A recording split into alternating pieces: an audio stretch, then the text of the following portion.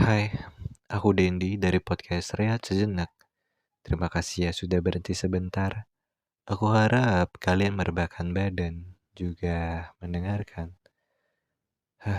Akhirnya ya, akhirnya kita bertegur sapa lagi di podcast kecil-kecilan ini. So, gimana kabar kalian? Tapi aku harap kalian semoga selalu baik-baik aja. Bersama aku di podcast Rehat Sejenak, mari kita sembuh lebih cepat dan pulih sama-sama. Di episode kali ini, aku akan menamainya dengan judul Bagaimanapun juga, hari ini kita harus tetap hidup.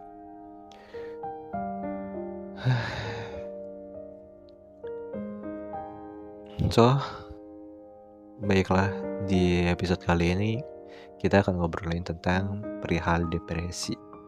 Dimana depresi ini sering diremehkan oleh seseorang dan dicap sebagai seseorang yang mengidap penyakit jiwa atau gila gitu. Padahal jangan takut dan terima apa adanya jika kau mengalami perasaan yang disebut depresi ya. Karena depresi itu banyak ya. Apabila kalian ditahan dan kalian merasa tertekan dengan apa yang sudah dilontarkan oleh mereka, kalian jangan remehkan perasaan kalian gitu. Tapi rangkullah dengan sepenuhnya. Ketika bisa tertawa, ya tertawa. Ketika bisa nangis, ya nangis.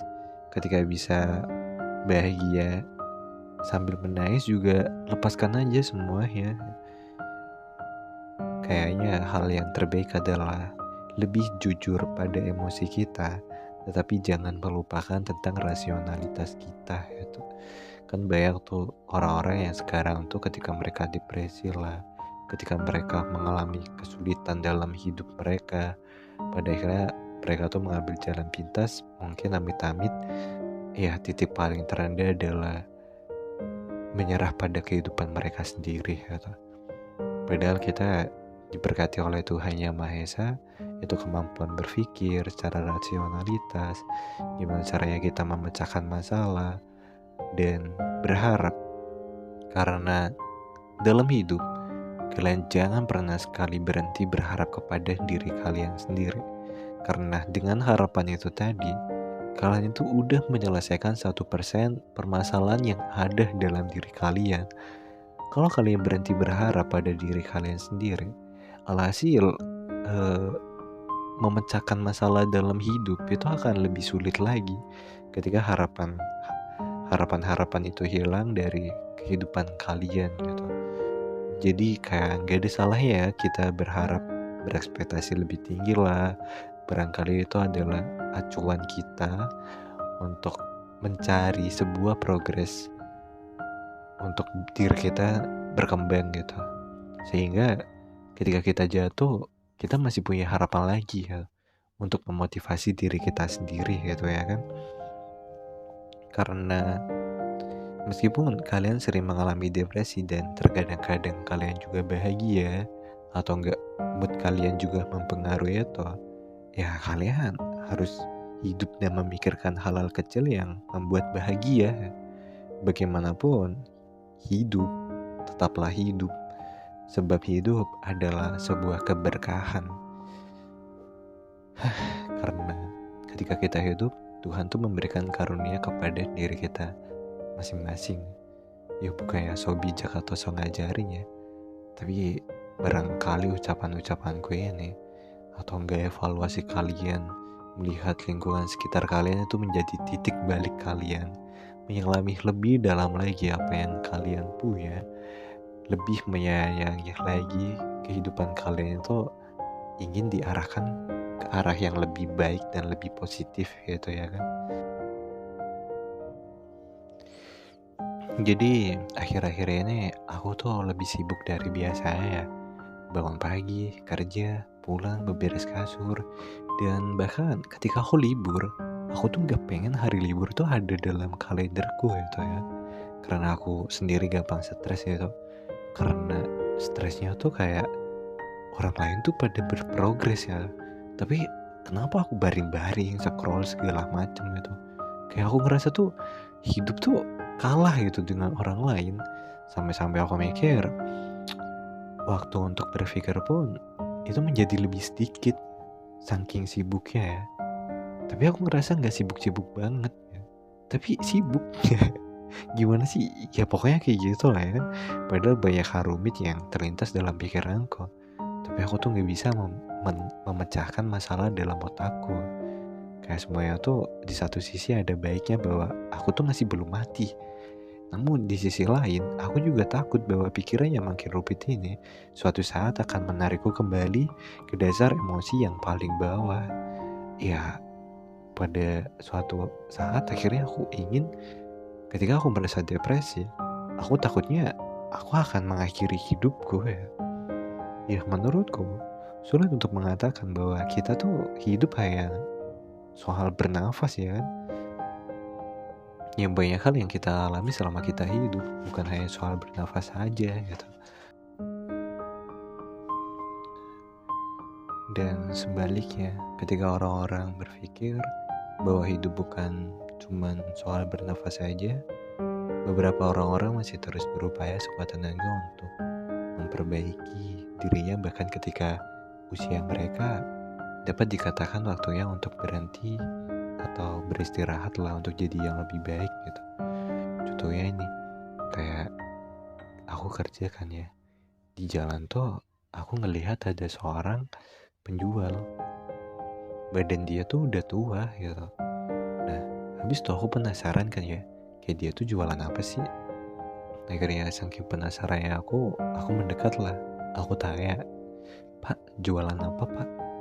"Ini deh, jualan jarum pentul," itu katanya kan. Hah, aku pikir ya kan, ya bukannya kayak gimana ya, cuman di tahun sekarang jualan jarum pentul gitu ya, itu di luar ekspektasi gitu. Mungkin aku bisa ngambil sisi positifnya ya. Aku nggak menganggap bahwa hal itu salah dan itu juga benar dalam sudut pandang bapak-bapak itu tadi. Dia bertanggung jawab sebagai bapak dan hanya itu yang dia punya. Kayak solusi itu yang dia miliki untuk saat itu. Dia gak punya opsi lain. Barangkali ada opsi lain. Mungkin dia akan mengambil job yang lebih baik daripada menjual jarum pentul itu tadi.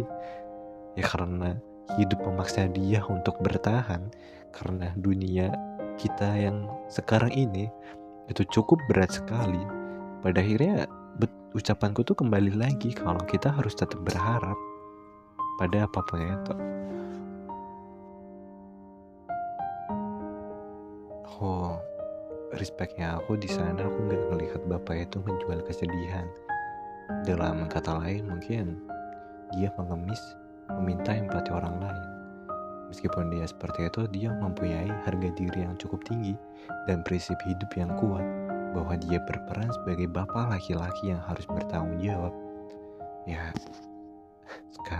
zaman sekarang kan kita tuh gampang gitu buat menggait emosi seseorang ya. Kayak kita pura-pura sedih aja, kita udah viral ya.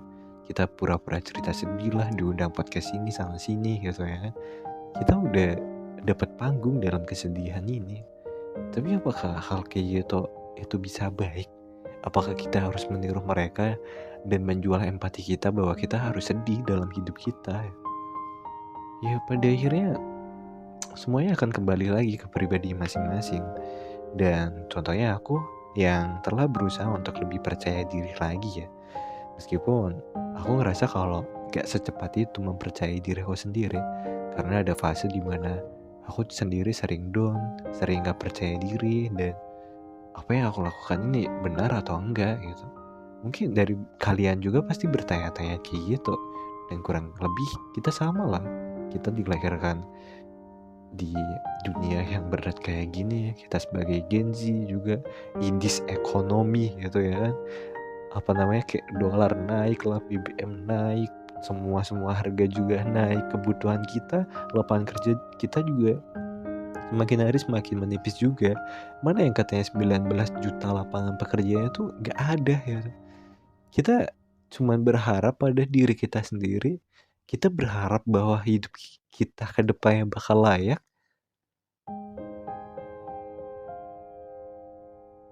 kita berharap bahwa suatu saat nanti masa depan kita akan cemerlang, ya semua adalah harapan masing-masing yang itu adalah baik untuk diri kita sendiri ya. Kenapa kita harus malu berangan-angan? Kenapa kita harus malu untuk mempunyai cita-cita yang mungkin itu lebih dari satu? Barangkali 7 di antara satu di antara 7 tadi itu akan menghasilkan cita-cita yang bisa mengupgrade diri kita, bisa membuat kita percaya lagi kepada diri kita sendiri. Kita nggak disetir orang, dan mungkin hal itu juga menjadi kelebihan yang membuat kita tuh terlihat seperti orang yang sedikit lebih hangat. Namun mungkin ada hal-hal kecil yang mungkin dapat menghancurkan dan menjadi kelemahan kita. Ya termasuk empati itu tadi. Kita sering kalah dalam hal itu. Kita selalu memanjakan diri kita. Kayaknya scroll aja deh ya. Nanti aja gitu. Nanti aja kita berprogres. Nanti aja deh. Scroll aja deh. Cari referensi ini itu ya kan. Ternyata scroll tahu-tahu udah 5 jam ya scroll doang.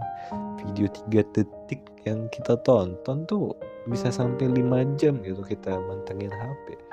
Kenapa gue bisa ngomong kayak gini? Kenapa aku bisa ngomong kayak gini? Karena ya aku sendiri juga ngalamin kayak gitu juga. Aku gak ngejudge siapa pendengarku, gak ngejudge kalian juga. Aku mengambil contoh dari kebiasaanku sendiri kan. Ya memang kurang pantas aku ngomong kayak gini. Atau makanya aku gak mengajari di sini, tapi aku sharing tentang pengalamanku. Gimana caranya aku tetap terus bertahan meskipun apa yang aku buat hari ini, aku percaya itu gak akan ada impactnya di besok hari, lusa, atau minggu depan atau bulan depan. Tapi butuh konsistensi terhadap apa yang kita buat ya. Ya mungkin di episode berikutnya gue akan sharing pengalaman gue. Ya kayaknya kita sudah di fase terakhir. Terima kasih banyak ya sudah mendengarkan di detik ini. Aku Dendi dari podcast Rehat Sejenak. Terima kasih ya sudah mendengarkan. See you, bye bye. Terima kasih.